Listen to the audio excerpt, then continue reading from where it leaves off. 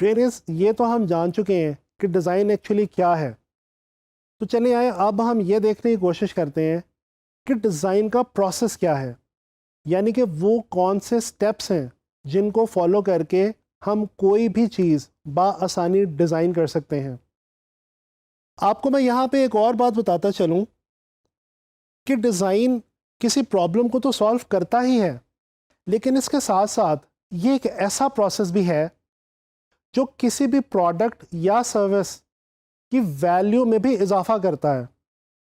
दोस्तों, Stanford university के एक प्रोफेसर रॉफ फास्ट ने आज से कुछ साल पहले एक थ्योरी पेश की जिसका नाम है डिज़ाइन थिंकिंग प्रोसेस।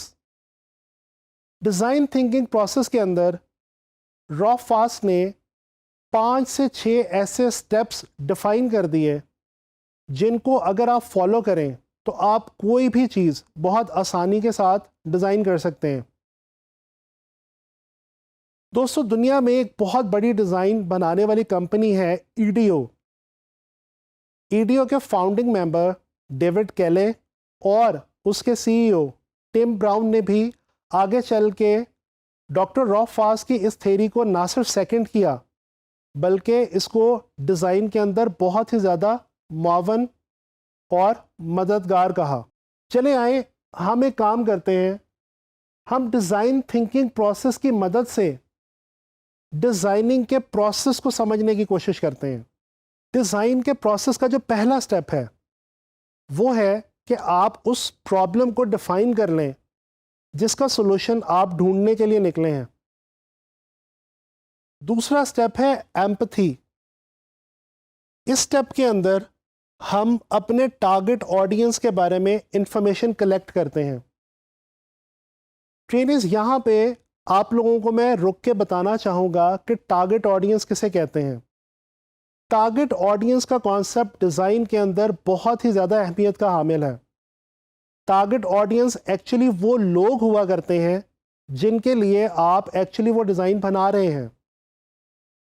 मिसाल के तौर पे, अगर आप चाइल्ड लेबर के हवाले से एक डिज़ाइन बनाना चाहते हैं किसी पोस्टर का, तो वो लोग जिनको आपने वो पोस्टर प्रेजेंट करना है या जिनके आगे वो पोस्टर आपने शो करना है, वो आपके टारगेट ऑडियंस कहलाएंगे।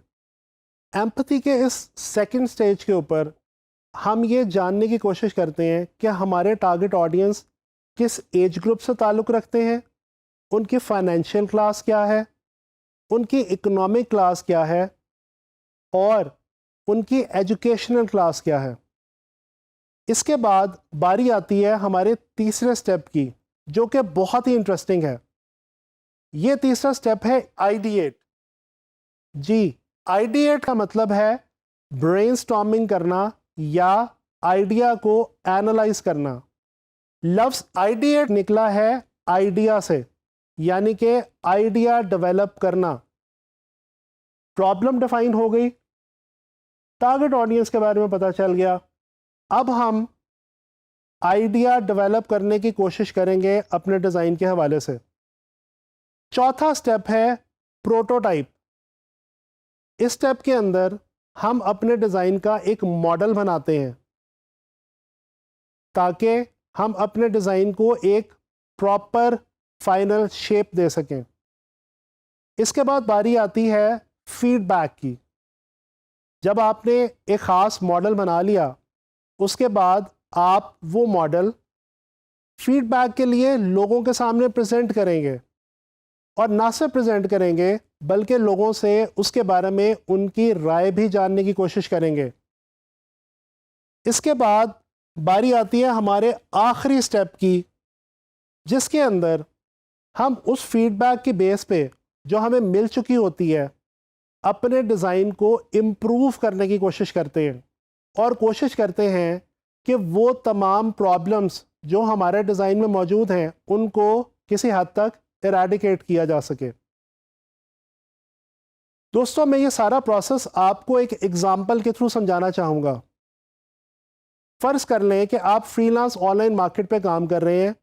आपको एक क्लाइंट ने एक पोस्टर बनाने के लिए दिया जो कि गरीब बच्चों की एजुकेशन के हवाले से किसी चैरिटी इवेंट के बारे में आपको डिज़ाइन करना है। अब इस पोस्टर के लिए सबसे पहले आपको प्रॉब्लम सॉर्ट आउट करना है। प्रॉब्लम क्या है? गरीब बच्चों की एजुकेशन।